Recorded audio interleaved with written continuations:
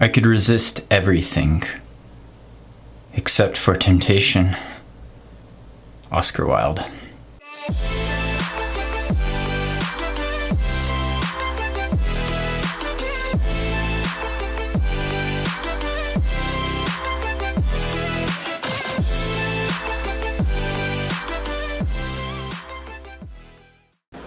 Hi there, Coach Sage of SageRunning.com here with kind of a training talk. We're gonna try a different little format here, but before I get into this, disclaimer: I'm obviously not a registered dietitian. I'm not a medical doctor or medical professional. Consult your doctor before trying anything new. This advice is not meant to cure, prevent, treat, or any disease. Don't take my advice with a grain of salt, pun intended. Now we're talking about tapering.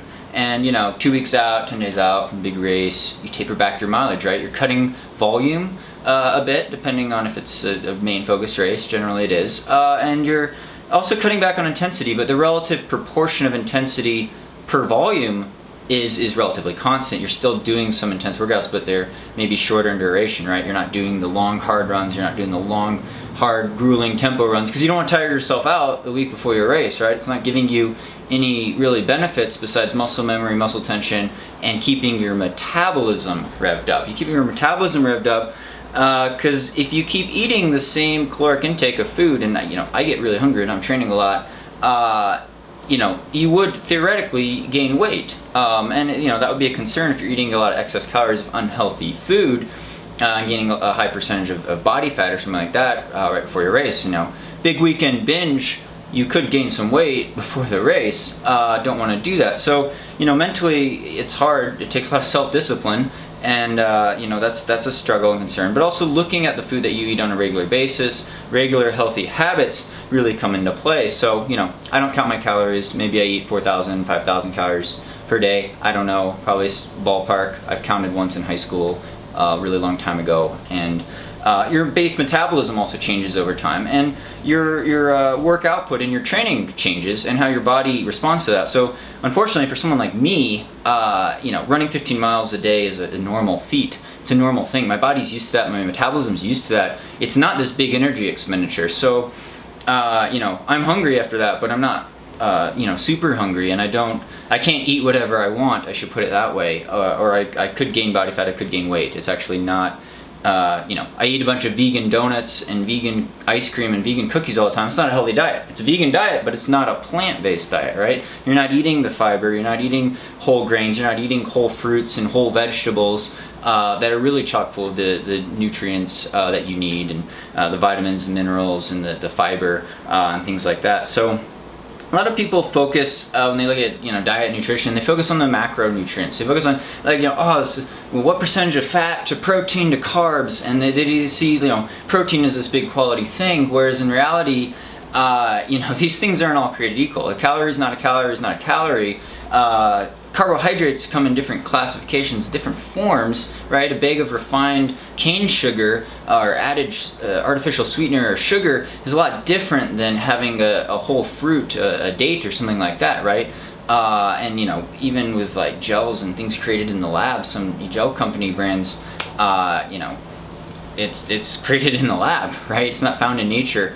And then with the influence of fiber and different types of amino acids, or the building blocks of protein, you got, they're not all created equal. They're different qualities. And so people focus on, this many calories and this many grams from protein, when they're missing out on the wider, bigger picture of, how much soluble versus insoluble fiber am I getting? How much of this vitamin or mineral or nutrient am I getting? What's the content of this food in terms of antioxidant power per calorie?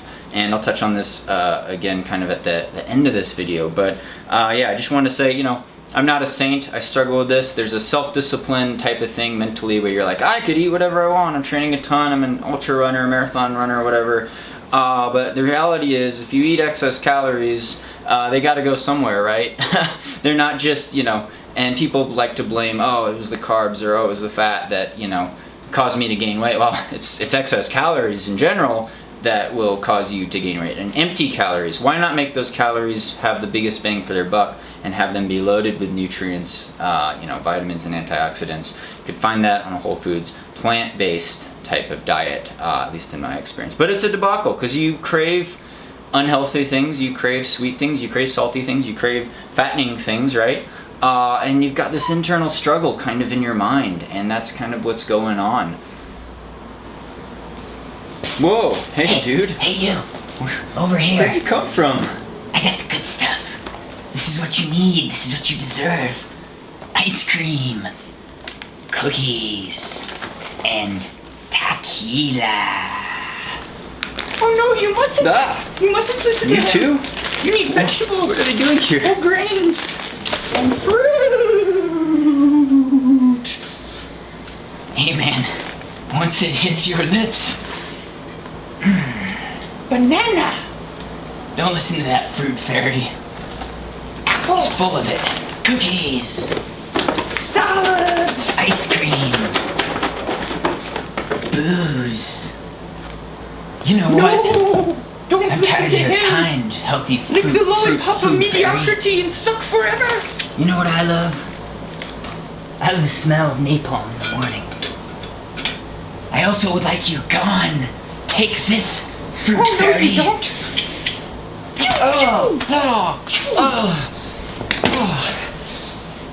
I'll be back. Good riddance.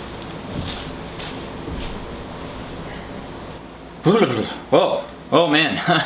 Alright, so all jokes and funny, poor acting skits aside, I did want to talk a bit about nutrition and diet and into this taper mode and kind of the internal conflict dilemma from a psychological perspective, kind of. That was more of a humorous attempt at humor take. But it is something that is part of overall health and kind of the holistic approach to a healthy lifestyle, healthy and happy lifestyle, as well as trying to maximize your potential physically as a runner, and then health goes in with the mental health aspect as well. And it's really a matter of, I think, eating foods that are that are nutrient dense per calorie rather than just calorie dense per gram of food, I should say. So, not all calories are obviously created equal, and you want to why not go for foods that have a bunch of antioxidants and a bunch of nutrients and vitamins that are hydrating, that are also relatively low calorie density, because you're getting more bang for your buck that way. And it just so happens that a lot of fruits and vegetables and whole grains have all those things, plus all this fiber. It helps keep you regular, reduce the risk of colon cancer, things like that.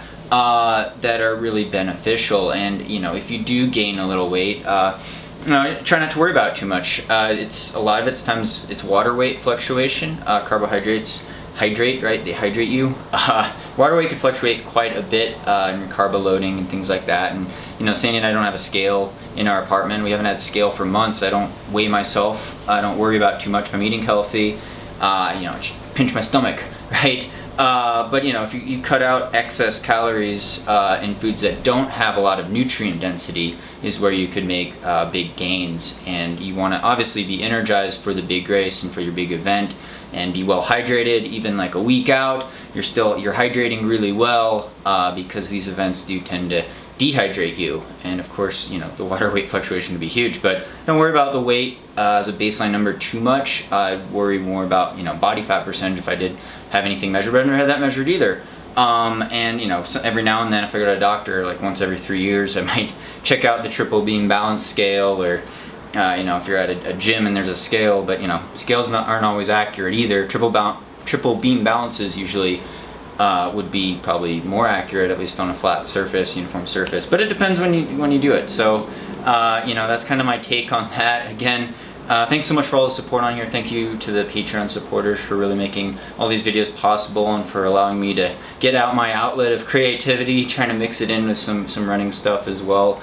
But really great to hear from you guys. Feel free to comment below with future training talk topics that you guys would like to hear about, as well as subscribe for more videos in the vlog, Training for UTMB, as well as more informative content coming your way. Thanks so much for watching, and stay tuned for more Sage Running videos.